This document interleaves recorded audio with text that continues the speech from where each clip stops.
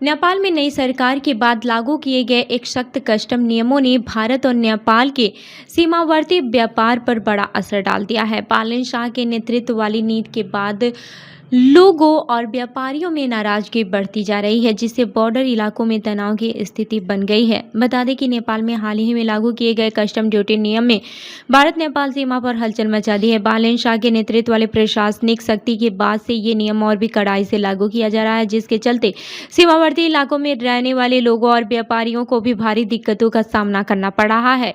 नए नियम के अनुसार भारत से नेपाल में 100 नेपाली रुपए से अधिक मूल्य का सामान लाने पर 80% तक कस्टम ड्यूटी लगाई जा रही है। हालांकि ये नियम पहले से मौजूद था, लेकिन अब इसे सख्ती से लागू किया जा रहा है, जिससे लोगों की रोजमर्रा की खरीदारी प्रभावित हो रही है।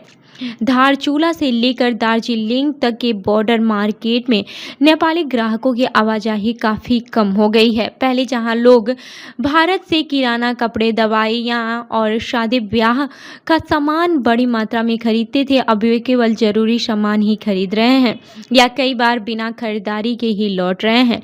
इस बदलाव का सीधा असर भारतीय व्यापारियों पर भी पड़ा है। उत्तराखंड के धारूचूला और टनकपुर, उत्तर प्रदेश के सोनौली, बिहलिया और रुपईडीहा, नेपालगंज, साथ ही बिहार के जोगबनी और रक्सौल जैसे सीमावर्ती बाजारों में कारोबार घट गया है। छोटे दुकानदारों, कुलियों और ट्रांसपोर्ट से जुड़े लोगों की आय पर भी असर पड़ा है। नेपाल के विपक्षी दलों ने इस नीति को अघोषित आर्थिक नाकेबंदी बताया है। वहीं सत्ताधारी दल के कुछ नेताओं ने भी इसे अव्यावहारिक करार देते हुए संशोधन की मांग की है। नेपाली कांग्रेस ने इसे जन विरोधी बताते हुए तुरंत वापस लेने की मांग की है। सरकार का तर्क है कि ये कदम अवैध आयात और कर चोरी को रोकने के लिए उठाया गया है, लेकिन बॉर्डर इलाकों में रहने वाले लोगों का कहना है कि इससे उनकी आजीविका पर सीधा असर पड़ रहा है। अब सवाल ये है कि क्या ये सख्ती आर्थिक सुधार की दिशा में कदम है या फिर सीमावर्ती व्यापार को नुकसान पहुंचाने वाला फैसला।